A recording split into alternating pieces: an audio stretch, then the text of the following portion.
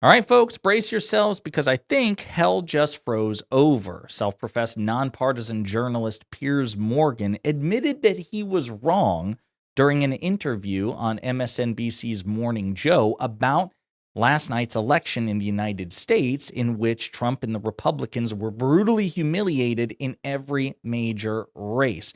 He said he was wrong and that he lost a bet. And I'm looking forward to unpacking this with you. But before we do, if you end up liking this video and you want to support the channel, please be sure to hit the like, subscribe, and alert bells before you go.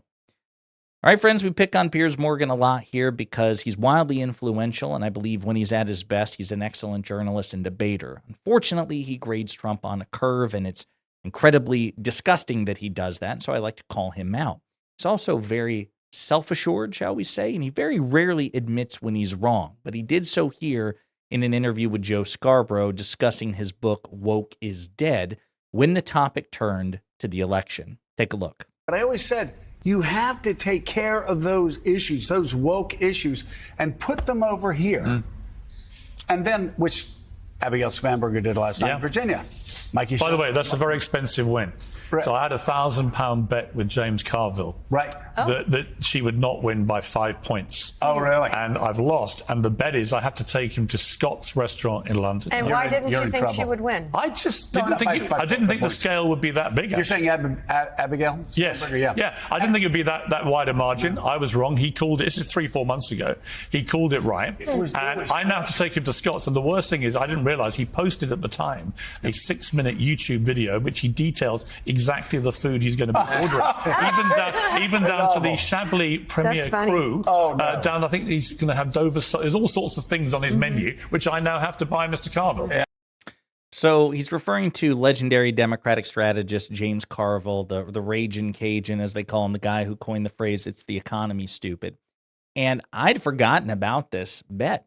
As you know, I avidly consume Piers Morgan debates. I find them... I don't watch a lot of reality TV. I don't like the Real Housewives or, the Secret Lives of Mormon Wives, shit like that. But this is the closest thing to reality TV that I'll watch. Of course, it's infused with politics. And again, at its best, there's some really good debates there. So we'll play the exchange here because James Carville's good. Now, I appreciate the fact that Morgan admitted he was wrong. And he didn't go in so many words, but he knows that Republicans got their asses kicked. He loves to pick on Democrats. Well, Democrats beat the shit, just clobbered. It wasn't close. Total curb stomp of Trump's party yesterday. And Morgan doesn't like that. Piers Morgan doesn't like that. But I appreciate the fact that he copped to it. I mean, again, it was a pretty humiliating defeat for the Republican nominee in Virginia, but also New Jersey and also in New York City. So let's wind the clock back to this exchange between James Carville and Piers Morgan. And again, the basis for this is Piers always beats up on the Democrats, how awful they are, how unpopular they are. They just suck, and Trump is so great. And so 3 months ago, Carville says this. Going to run, and the Democrats go, shoot. Now, I'll tell you, if you think the party's so bad, I will give you 5 points in the Virginia governor's race and bet you $1,000 right now. I'll bet you $1,000. Well, I'll bet you 1,000. And the Republicans are running. They're running on trans stuff. They're running on that. Let's take the bet. $1,000. I'm laying 5 points. You want it? Are you on? I've got a better bet. You're not on? No. Well, I've got a better bet. No, I want to bet 1,000. Hang on. Let me respond. Let me respond. 1,000 of Virginia governors plus 5. I will bet you that if they go for a progressive left candidate to run the party, then you will get flatlined in 2028. And I'll bet you 10,000 you get flatlined if it's progressive left. Listen to me. Democratic voters are going to decide that. The Democrats have never elected the most left-wing person running for president. So I'm not worried. But you're not going to bet me on Virginia. You're talking about the most unpopular, dead political party that exists in Western political history, and I'm giving you 5 points. And you're not going to sit here and say, okay, James, you're on for $1,000. No, because I think what right happens now, in between general elections is... Do you understand why he's doing it? He's like, listen, Piers, if Democrats suck and we have no talent, we have no ability to win, we always lose, and we're the worst we've ever been, then this should be an easy bet for you. And it said something at the time that Piers like, oh, shit. Maybe he was Listen, the Democratic Party has its issues. There's so many issues.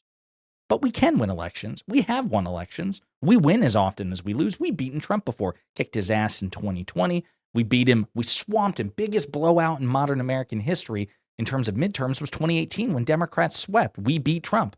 2018. We flipped 2 key Republican seats in Georgia, took them both away, said, nope, they're mine. They're ours now. We have them. We win, you lose. And we flipped the Senate. And the 2022 midterms were supposed to be a red wave. They were more of a pinkish trickle. We win off of your election. Like this idea that all we do is lose is insane. And that's what Carville was getting at. Should be an easy bet that not only will we lose, we'll get curb stomped. And Piers hesitated for the longest time. But let's continue. No, I'm not taking that bet. You're but not I will gonna bet take you the bet? $10,000 that a progressive left candidate can't win the election. I'll tell you, I'll do £1,000 and lunch at Scott's. Okay? Because I'll be over actually, that's quite but tempting right now, now. I'm offering you the bet. I'm giving you 5 points. All right, you know what? I'll take it. So there you go. He finally got pressured into taking the bet, and that's the bet he ultimately lost to James Carville. And again, the lesson should be not that, Piers, you can't criticize the Democrats, but there are some things like we can win and we can beat Trump, and we have beaten Trump. And for you to just write it off the way that you do is insane. There are times where we crush the Republicans in the age of Trump, and you refuse to acknowledge it. So that's your fault. And this is the 6-minute clip that 6-minute video that James Carville made on the Politicon channel going into, exactly what he's going to order. And this was again 3 months ago, and Carville was vindicated. I want to play one more clip from Piers's appearance on Morning Joe, in which he concedes that the Republican Party has been just a wee bit hypocritical when it comes to their claims about free speech. And understand what free speech is. Free speech is not about going on X or Facebook and having people that you follow or follow you that you agree with. Right. Anyone can do that. It's about tolerating views actually you may hate. Right. And so have you offered warnings, as we have on this show now, post Charlie Kirk, to those on the right? Yes. Who seem to have not listened to anything that Charlie Kirk was saying, who now want to cancel everybody on the left.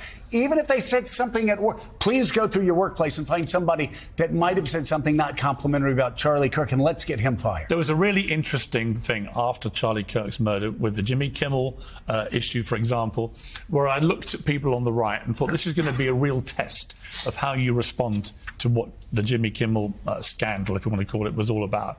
And it was interesting, the ones who stepped up and were true to their actual beliefs that they'd espoused about free speech, and those who immediately, given the first opportunity to show that they believe this, then said the complete opposite. Became what they hated. Yes. Became what they hated. Yes. I will say Ted Cruz actually said, he did. If we do it to them, they're going to do it to us. Yeah. I mean, that was there were some that. But were it was a actually classic example, yeah. Joe, of in that moment. That's a test of your intellectual honesty. Right. And what I try and do on my show, Piers Morgan Uncensored, is just try and be intellectually honest. It means calling out both sides when you think they're wrong. But it's really incumbent on people who have a partisan position, who can call out their own side. I've seen you guys do it many times with the Democrats, right?